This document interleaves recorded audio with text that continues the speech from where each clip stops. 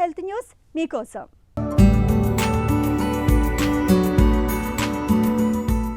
నిత్యం వ్యాయామం చేసేవారు బాగా చురుకుగా ఉంటారు. అసలు వయసు కన్నా చిన్నవారిగా కనిపిస్తారు. వృద్ధాప్యం వచ్చినా జ్ఞాపక శక్తి తగ్గదు. వ్యాయామంతో ఎన్ని ప్రయోజనాలు ఉన్నాయని తెలిసినా ప్రపంచవ్యాప్తంగా 30% మంది వ్యాయామానికి దూరంగానే ఉంటున్నారు. మహిళల్లో ఇది మరింత ఎక్కువ.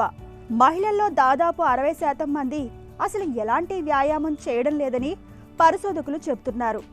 ఈ చేదు వాస్తవాన్ని గ్రహించే ఒక మందు బిళ్ళని కనిపెట్టారు చైనాలోని హూన్వావు హాస్పిటల్ క్యాపిటల్ మెడికల్ యూనివర్సిటీకి చెందిన శాస్త్రవేత్తలు. వ్యాయామానికి ప్రత్యామ్నాయం అంటూ ఇప్పటికే ప్రపంచవ్యాప్తంగా కొన్ని ఔషధాలు అందుబాటులోకి వచ్చాయి. కాకపోతే అవన్నీ ప్రధానంగా బరువు తగ్గడానికి ఉద్దేశించినవి.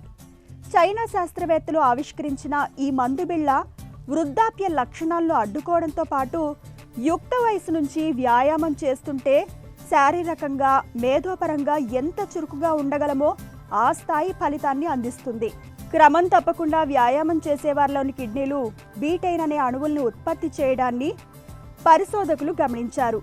జీవక్రియకు ఉపయోగపడే ఈ మెటబాలైట్స్ అణువుల వల్లే వాళ్లలో వృద్ధాప్య లక్షణాలు తగ్గుతున్నట్లు గ్రహించారు.